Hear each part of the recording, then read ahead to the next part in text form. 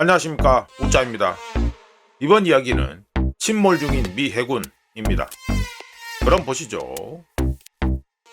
10년 넘게 계속된 워싱턴의 무관심과 1년의 잘못된 시작 이후 미 해군의 군함 숫자는 2027년까지 280척으로 축소될 것입니다.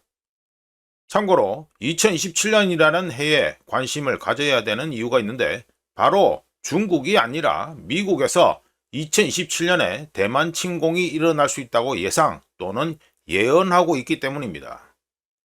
게다가 차기 대만 총통 선거를 배경으로 한 대만 TV 드라마 영일 공격 제로데이 어택에서 2027년에 중국이 대만을 침공할 것이라는 가정을 하면서 미국의 예언에 기름을 부었습니다.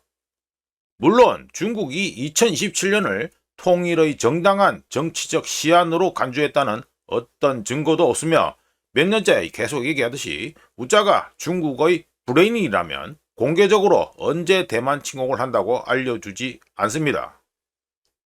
역사적으로 봤을 때 국가 차원에서 내부적으로 특정 시한을 정해둔 사례, 대표적으로 히틀러의 4개년 계획을 예로 들면서 잠재적 분쟁에 관여된 양측이 전쟁 개시 시점에 대해 최소한 수사적으로 동의하는 것일 수도 있다라고 누군가는 주장할 수 있습니다. 그게 맞다면 2017년 1월 1일 금요일에 중국이 대만을 침공할 것인데, 문제는 중국의 군 현대화 프로그램이 본격적으로 진행된 지도 4년이 훨씬 넘었다는 것입니다. 가상 시나리오에 대해 세세하게 하나씩 따지면 끝도 없기 때문에 2017년 1월 1일 대만 침공 이벤트가 발생하면 우짜의 예상이 틀린 거라고 인정하고 패스하겠습니다. 다시 돌아와서 2027년에 혹시라도 중국의 대만 침공 이벤트가 발생한다고 하더라도 2027년에 미 해군은 군함 280척도 안 되는 수준으로 축소될 것이며, 그런 규모로는 향후 있을지도 모를 태평양 전쟁을 억제하기에 충분하지 않고, 미국에 있는 기존 항구와 조선소로는 그런 전쟁을 감당할 수 없으며, 군수품의 양 자체도 너무 작다는 것이 갈수록 점점 더 명확해지고 있습니다. 물론 2025년 현재 기준에서는 2017년까지 억지력을 회복하고 중국이 태평양에서 어떤 전쟁을 선택하든 미국에게 유리하게 결정될 수 있도록 바꿀 수 있는 시간이 아직은 남아 있습니다. 그러기 위해서는 군함과 조선소에 대한 기존 해군 투자를 2배로 늘리는 동시에 새로운 방식으로 해상 화력을 신속하게 확보해야 되고요.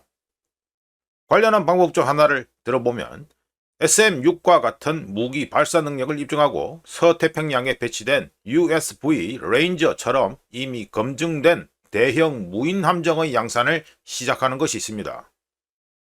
하여간 미국은 더 이상 시간을 허비할 수 없습니다. 미국 함대가 줄어드는 반면 중국 함대는 놀라운 속도로 성장하고 있으며 추세조차 수그러들 기미가 보이지 않기 때문입니다. 아직도 미국 최고, 미 해군 최강이라는 관성에 사로잡힌 대부분의 사람들은 믿지 않겠지만, 중국 인민해방군 해군 PLAN은 미 해군을 앞지르고 있습니다. 중국 인민해방군이 미 해군을 앞지르고 있다고 얘기만 하면 중국몽을 쫓는 자가 되기 때문에 몇 가지를 얘기해 보겠습니다. 첫 번째, 올해 2025년 중국이 20척 이상의 신형 군함을 추가할 계획인데 반해 미국은 아마도 5척에 불과할 것입니다.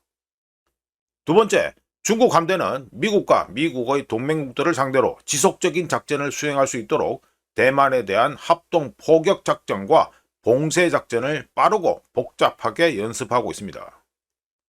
세 번째, 미 해군 군함 숫자가 계속 줄어들고 있는 가운데 중국 인민해방군 해군 군함 숫자는 올해 2025년 말까지 400척에 도달할 것으로 예상되고 있습니다.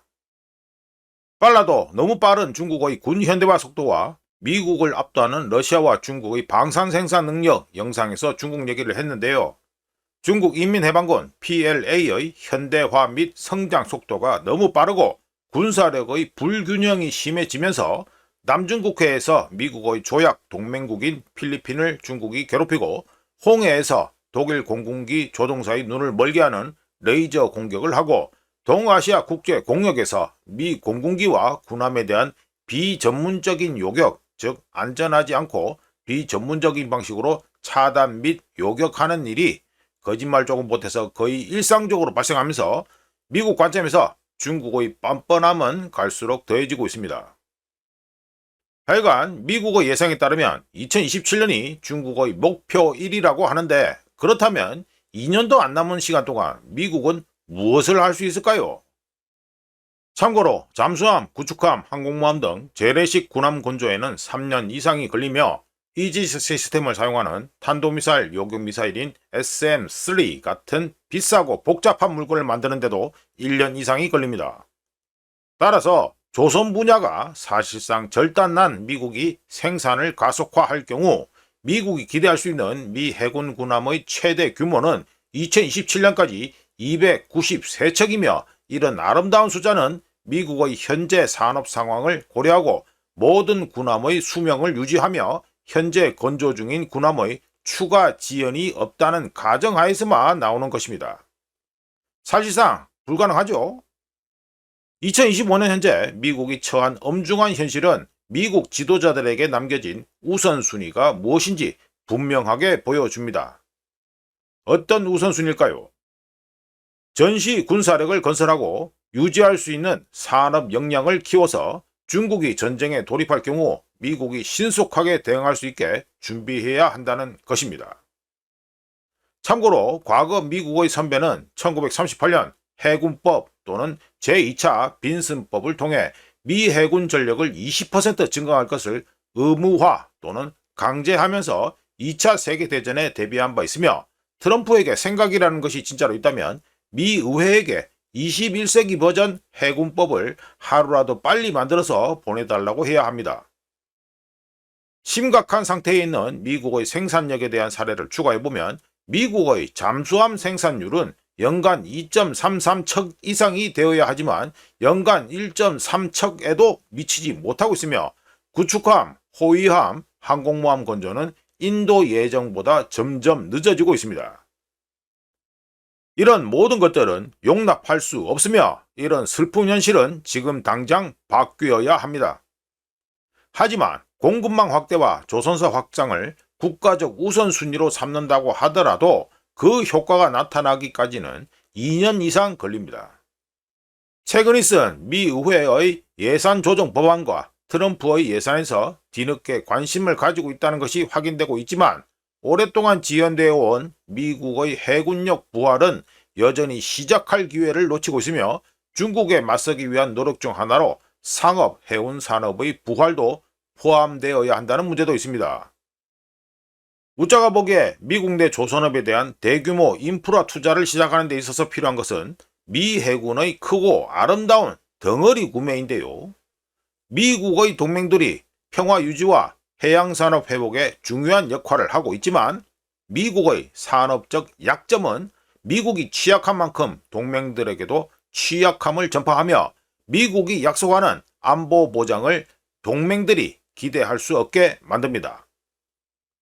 2027년까지 중국에 대한 억지력을 회복하는 것이 불가능한 가운데 미국의 동맹들이 억지력 공백을 대신 메울 수 없기 때문에 2025년 현재 미국에게는 비전통적인 방식으로 해군력을 운영하고 자원을 공급하는 것이 그나마 선택할 수 있는 유일한 그리고 현실적인 옵션이라고 우짜는 봅니다. 미국 조선업이 붕괴된 상태에서 미 해군과 미국 조선서가 원활하게 유지 보수를 하거나 운용할 수 있는 군함을 신속하게 건조할 수 있는 마법과 같은 값싼 해결책은 없습니다. 이상 침몰 중인 미 해군 이야기였습니다. 구독과 좋아요, 회원가입 감사합니다. 다른 이야기로 또 찾아뵙겠습니다.